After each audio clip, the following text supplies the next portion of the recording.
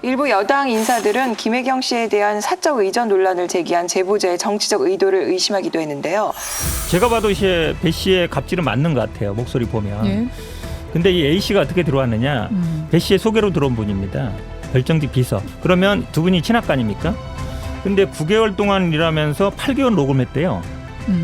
난 그게 좀 이해가 잘 안 가요. 왜냐면 그러면 아니 당신이 나 이렇게 어려운 일을 소개시켜줬느냐, 나 이거 못하겠다든지 제가 그만두라는 게 피해자가 뭐 회피하면 된다 이게 아니에요.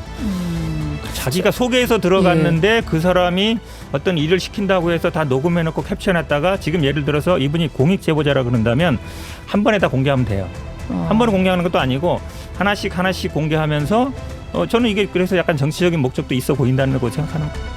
지금 갑질을 당한 사람이 이렇게 얘기하는 것을 가지고 정치적 의도를 얘기할 수가 있는지. 근데 사실 어떤 사안이든지 보면 이러저러한 사정이 있을 수가 있고 또 중간에 이렇게 폭로에 이르기까지 이를 때는 개인적인 감정이 있을 수도 있는데 그런 거에 집착하는 게 이상민 의원님 말씀하신 것처럼 후보한테 오히려 도움이 안 되는 것이고 독을 뿌리는 겁니다. 이거는 전체 그림을 보고 자기 잘못한 걸 인정해야지.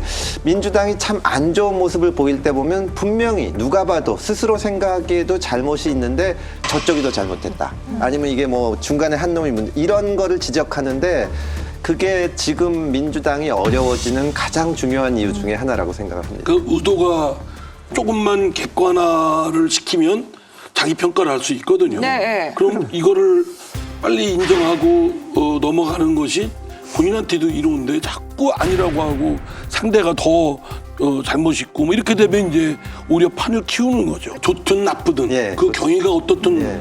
그 사안 자체가 매우 잘못된 것이기 때문에 그에 대해서 뭐 더할 변명의 여지는 없다고 봅니다. 잘못했습니다.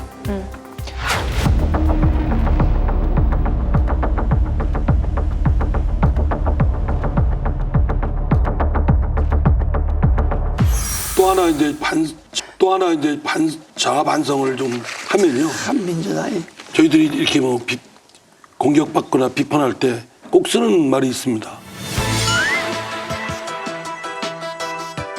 이명박 박근혜 때보다 낫다. 그거 정말 예, 잘못된 그죠. 거죠. 네. 그것도 반성합니다. 지금 이명박 때는 지금 민주당보다는 100배 나았습니다. 아니 근데 그게 양쪽이 배우는 게 제가 얼마 전에 윤석열 캠프에 있는 분한테 이제 캠프에서 잘못한 일에 대해서 지적을 했더니 그래도 이재명보단 낫지 않냐 이런 거 아니에요. 야 이게 양쪽이 똑같구나 진짜. 제가 민주당 있을 때 그 소리 듣기 싫어서 나온 건데 여기서 그런 소리 하면 안 되지 않냐. 나온 거 맞죠? 쫓아낸 게 아니고. 쫓아내서 나왔는데. 근데 저는 녹취 몇백 시간 뭐 이렇게 몇 달치 이 사람들도 사실 좀 이상한 거 아니에요? 근데 저는 이 7급 공무원이 녹취한 부분에 대해서는 상당히 이해가 된다 이렇게 생각합니다. 왜냐라고 하면 그렇게 시켰잖아요. 찍어서 보내라. 아예 그 메신저 프로그램으로 명령을 주고 그걸 수행했는지 우리가 마치 택배 보내면 택배 아저씨가 벨 눌러서 없으면 찍어서 사진을 보내잖아요. 그것처럼 찍어서 보내라고 했으니까 그러니까 그게 다 있는 거죠. 그게 일부 뭐 이렇게는 뭐 있을 수 있지만은 몇 달에 걸쳐서 아니 근데 안 지우고 있었던 거죠. 이게 박근혜 대통령 때 심지어 대통령하고 통화하는 거를 그 당시에 문고리라고 하는 분들이 다 녹음을 했잖아요. 이걸 나중에 폭로하겠다 이런 게 아니었거든요, 이분들은. 그러니까 그런 그 말로 하고 거기에 대해서 묻고 하다 보면 이걸 자기가 놓칠까 봐 녹음을 하는 겁니다. 그러니까 배 씨라는 분이 그렇게 독촉을 하고 왜 뭐 하니까 이제 일을 하는 사람 입장에서는 빠뜨릴까 봐 녹음을 한 거죠. 업무상. 예. 또 사진 찍어서 다 예, 보내라고 배 씨에게 하고. 보낸 예. 것이고요. 글쎄 이제 저희 쪽에서는 뭐 그걸 업무상 필요 때문에 녹음했다기보다는 지속적으로 녹음을 했다는 거에 대한 그 순수하지 못한 의도를 의심하고 있는 건 사실입니다.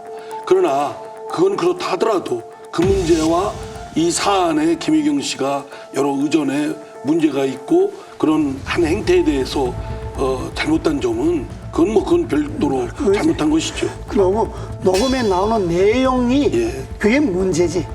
예. 이걸로 봐서는 진짜 민주당은 더 이상 변명할 수도 없는 거고 뽑기 내린지 본인도 이재명 후보나 이걸 갖고 자꾸 뭐 그게 아니다 뭐 기다 이렇게 변명할 게 없어. 그거는 누가 들어봐도 저거는 해서는 안 될 짓들을 한 거예요. 근데 그거를 이재명 후보도 좀 느낀 것 같아요. 사실 김혜경 씨 논란이 터지면서 이재명 후보의 태도가 급속히 위축된 느낌이 들더라고요.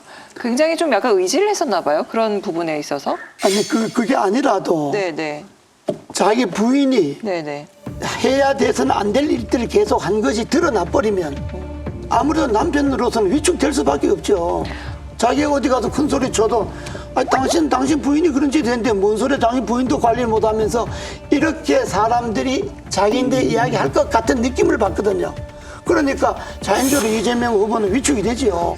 저는 그렇게 생각하지 않고요. 이게 이제 이재명 후보가 말로 변호할 수 없는 정확한 물증들이 있다라고 하는 것 때문에 저는 위축되고 있는 게 아닌가.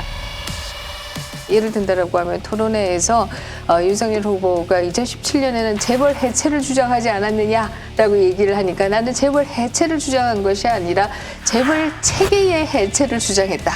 이런 식으로 변명을 해요. 그러나 이 부분에 있어서는 명확하게 사진들이 있잖아요. 제사상에 올라갈 전이랑 떡이랑 이런 사진도 다 있고.